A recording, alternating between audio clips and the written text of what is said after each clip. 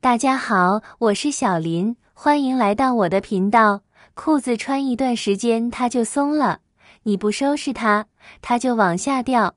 今天教大家裤腰大变小的修改技巧，跟着视频来看看吧。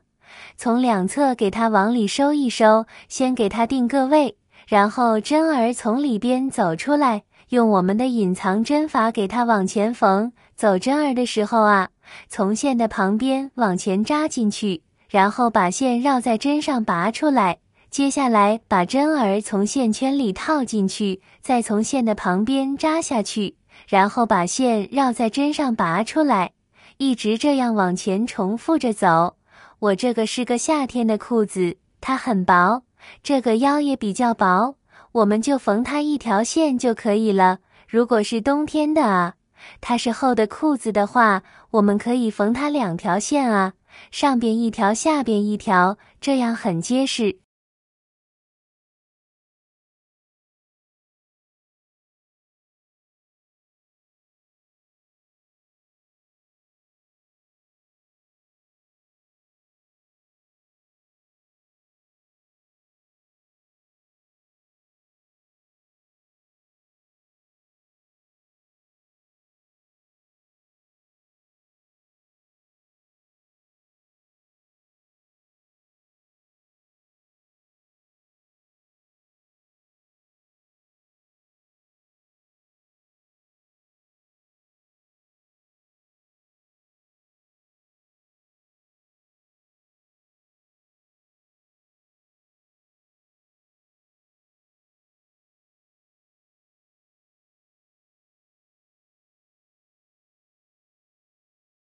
缝到对面儿定位的位置以后，就把这个针儿啊从这个线圈里套出来，然后把这个线一针一针的这个扣给它挑开，把线收进去。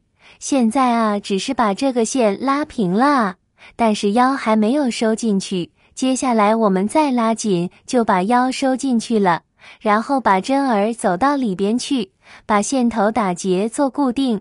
看一下这边已经收好了。如果你有同样的问题的话，可以参考这个针法。亲爱的朋友们，视频已经看到这里了。如果您喜欢我的视频，请您用发财的小手给我点个赞吧。您的每一个点赞都是对我最大的支持与鼓励，谢谢大家了。新买的裤子长了不用剪，我给大家分享一个留圆边长改的一个方法，以明线为主来向上量尺寸，长的多改的多，长的少我们改的少啊。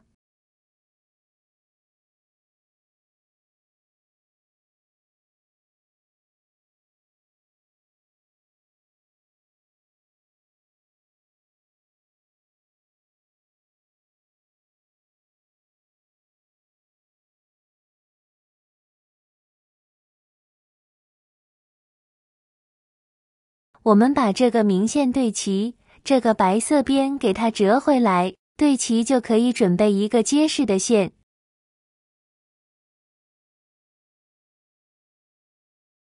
然后我们把边一边缝一缝，给它对齐，在裤脚侧缝这个位置，先给它起个头啊，先走一个小平针，那么我们挨着裤脚边连着给它多走几个小平针。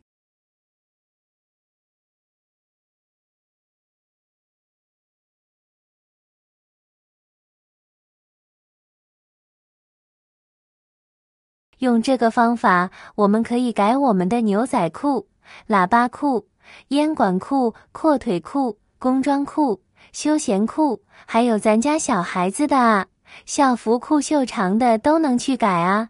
然后留圆边长短，非常简单的一个方法啊。翻过来里边这我们全部扎透的。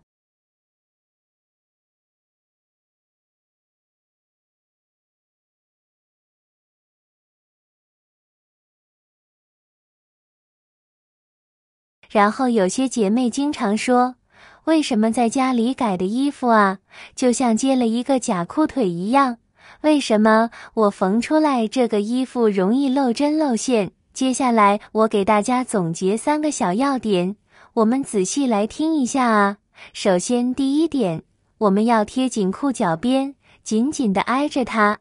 第二点，我们要连着走平针啊，不要一针针走，一针走，针脚会忽大忽小，翻出来也容易漏针漏线啊。第三点是我们要把这2层给它扎透。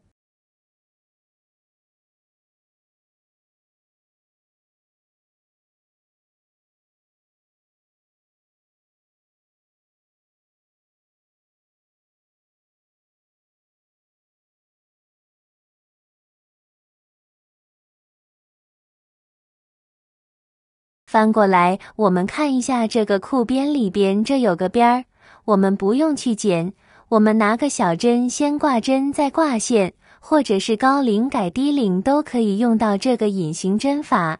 我们是调节针线针，针线线是圆圆给的起头，我们不用去剪，我们拿个小针先挂针再挂线，我们从裤子里边给它起头，在针孔旁边扎透，来绕个小圈，把这个线我们调节小圈圈，针孔的旁边扎透，绕小圈好拉线，没有在同一个针孔。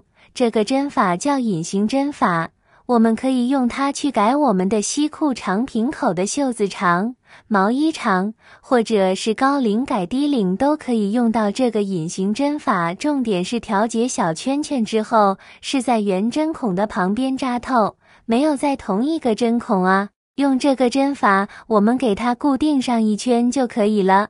上面这个小线圈、小锁链，我们需要的消失掉。看我是怎么隐藏的啊。来，我们再缝上一针啊，挑起这个小圈，把线退下来，看一下这个小锁能不能散开，能散开我们就成功一半了，然后把它隐藏掉就可以了。最后，我们把这个针从圆针孔的旁边扎透，到里面打个结去固定就可以了。我们把线剪掉，然后我看一下里边就2条线是吧？你不管怎么穿，怎么蹬这个线，它都不会开下来。学会的话，我们试一试吧。今天分享的2种修改裤子的方法，都学会了没有啊？需要的朋友们可以试试哦。如果您有新颖的好方法，欢迎下方留言哦。非常感谢大家的支持，我们下期再见。